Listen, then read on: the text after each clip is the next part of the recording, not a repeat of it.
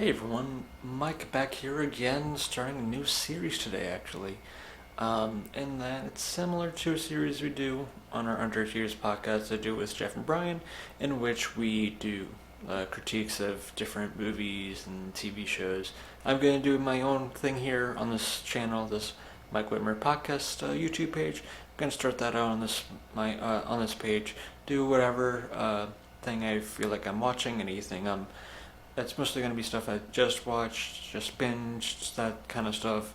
So if you're into that and to whatever critiques or movie reviews or anything like that, keep watching. Hopefully I stumble upon something you like. If not, maybe it's something you'll want to try out. I'll try my best to try not to do any spoilers, but unfortunately there's probably going to be some spoilers here and there. So with that, proceed with caution. So let's get in with this first one. So starting out this first one, we're actually going to do a show that's getting up there in terms of my favorite kind of just overall kind of TV series that I actually just got done watching yesterday. A show called The Newsroom. It was on HBO for 2 years, from 2012 to 2014. Stars Jeff Daniels, Sam Waterston, Emily Mortimer, and a bunch of others, Olivia Munn. There's so many, it's such a great cast.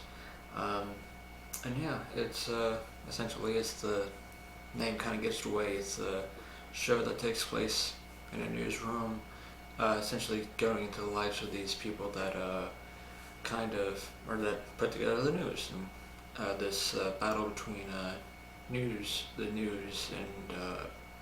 profitability and that kind of stuff, dealing with that kind of aspect of the news core, kind of back and forth there. The show was done by Aaron Sorkin, one of my favorite screenwriters.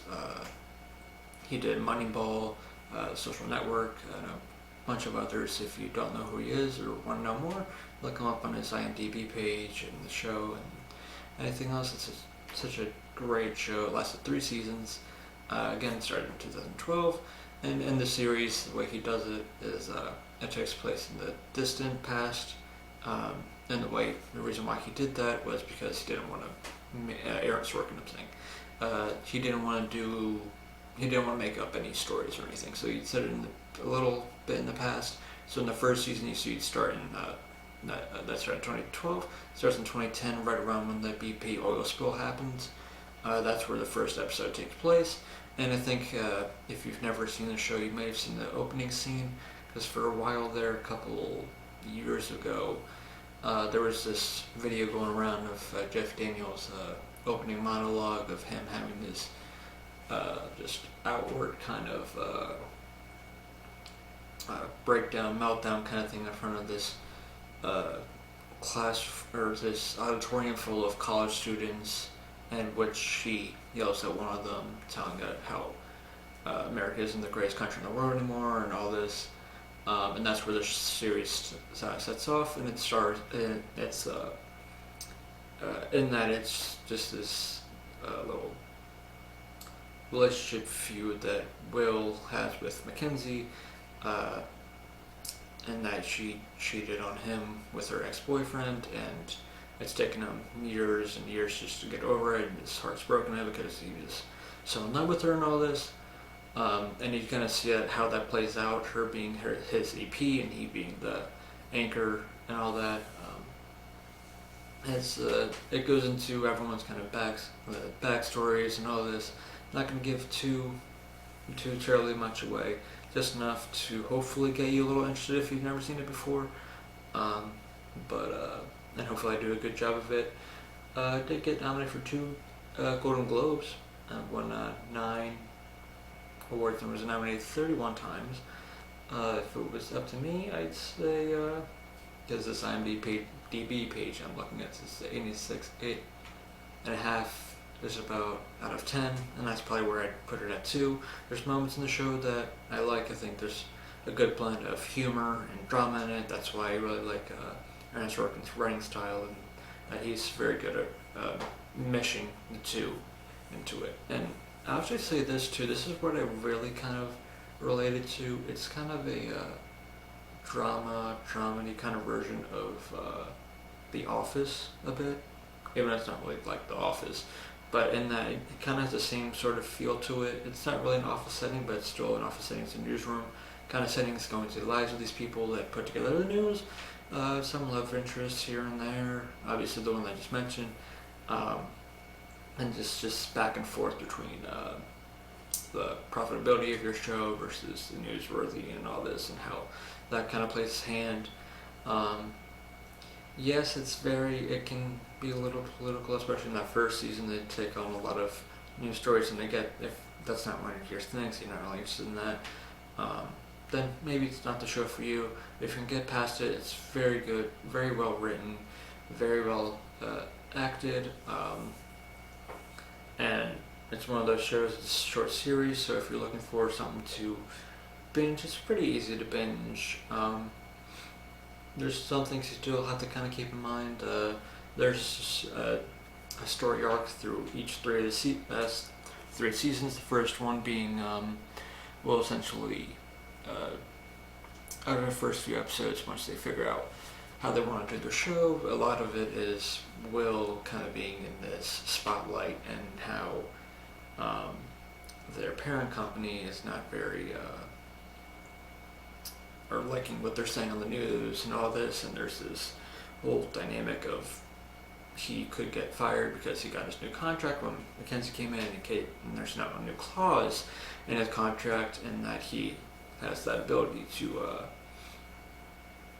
get fired by them or whatever, if there's reasonable kind of, not reasonable doubt, but reasonable ability for him to get fired, and that you just kind of see that overarching thing going back and forth between the news director Sam Waterston and Charlie, and recently Lansing, and there's that back and forth there, and that's where a lot of the story arc in the first season kind of takes place, as well as the love interest of Jim, Maggie, Dawn, and all this in the first season, and then later on, it goes from there. I don't want to give as I said at the beginning of this video, don't want to give too much away in terms of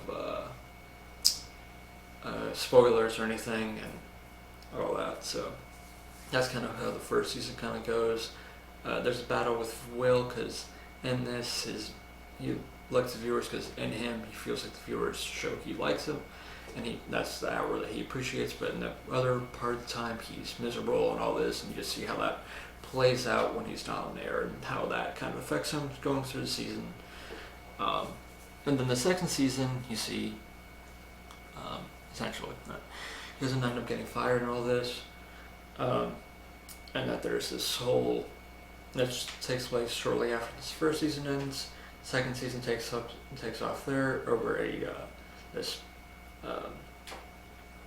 military story that ended up being false, and all this. And there's this lawsuit that's going on that one of the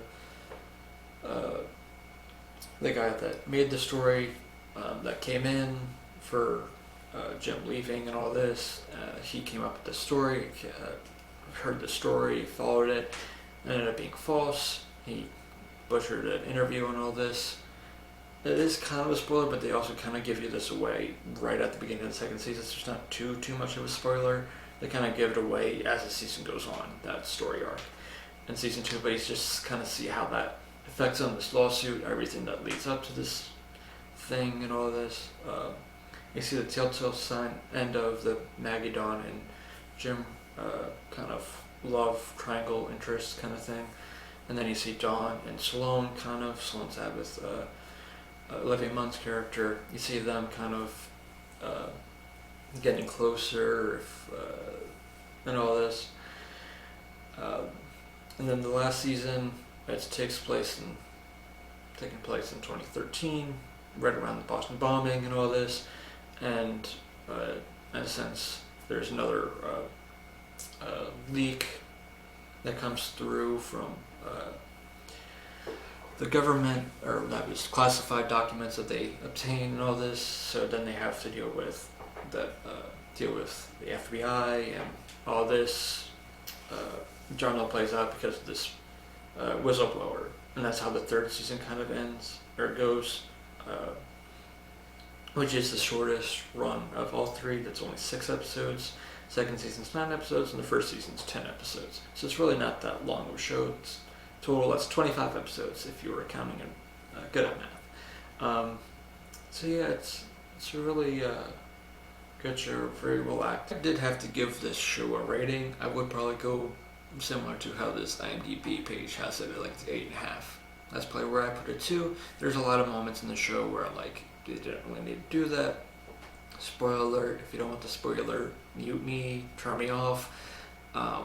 But one story arc didn't really get, and it makes sense in the time and everything, but I never really understood why they needed to kill Charlie off, because they didn't really need to. That was just one little story arc I just never really got, and never really understood why they necessarily needed to kill him off, but I understood it. The last episode can be a little lackluster. I can understand people not liking that last episode just because of it, but you can see how it showed from the beginning that this is all Charlie's mindset of him putting this whole thing together, and essentially it's the last episode's just a longer kind of showing that leads you to the first episode essentially, at Charlie's funeral and all this, and at the end of it, just the show just goes on from there. It's still a battle. It's still a battle between the network and them, or whatever. Going back and forth, it's just going to be a continuous battle that just keeps going on. That's kind of how it ends. I think that's where it kind of had to end too, because a show like this, I feel like it's kind of hard to be able to come up with an ending for it. Again, I made the reference to it earlier in the video to that of The Office, and that's another series where it's just a harder one to kind of figure out how you want to finish it, and I would have loved it if they would have continued to do more. I don't think it was networking at HBO that counted or anything. I think it was just Aaron Sorkin just didn't want to do any more episodes, and that's why it was only 3 episodes, or 3 seasons long. Yeah, that's just kind of my overall thinking of it. And the reason why I think it's so good, and very few, I feel this way about very few shows, and that there isn't really, there's some like villain-esque characters you can argue, or antagonists, or whatever your definition of that is in this series, but overall they're all likable characters. There's no one really dislikable. In the series, there's characters that they depict as kind of being dislikable, but that's just because they're coming at it as a business aspect of the news versus them doing the news, kind of the news. And that's just kind of the battle they face throughout this whole series, essentially. As I've mentioned at the beginning of this video as well. There's no real character that you really hate. It's not like Friends where you're like, oh, I like this and that, but maybe Ross isn't the best, and don't really like him. Monica's a little iffy. I don't really have that with this show. This show, there's one character I'm like, they're a little annoying. They're a little something here.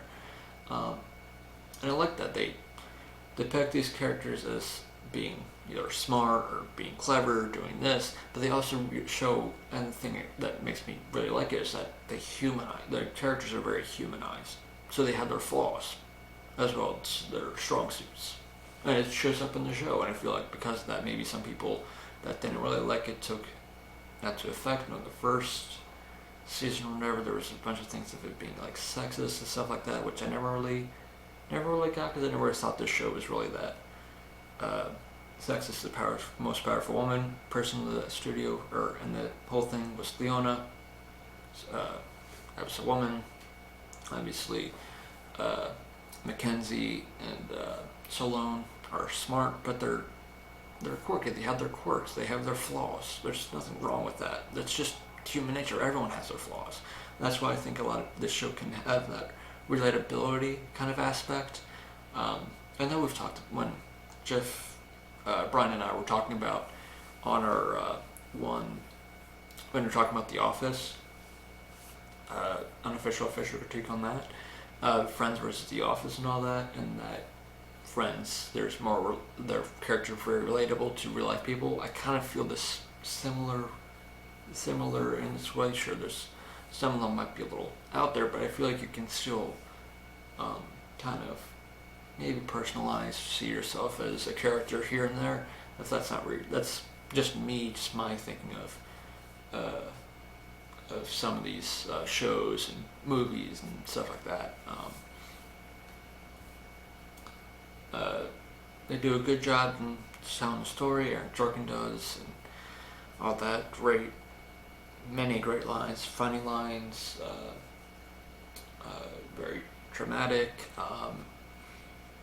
I'm sure people. I know I spoiled it earlier in the episode, but hopefully it doesn't turn you away from the series itself. But the Charlie death can be a little emotional. There is emotional elements in this series, which I do appreciate. It's a drama, after all. It's categorized as a drama. It's not really a comedy, but it has that comedic thing into it, which is a very prominent thing in Aaron Sorkin's kind of writing, is bringing that kind of comedy, drama kind of thing, but also being a former playwright and doing that kind of stuff.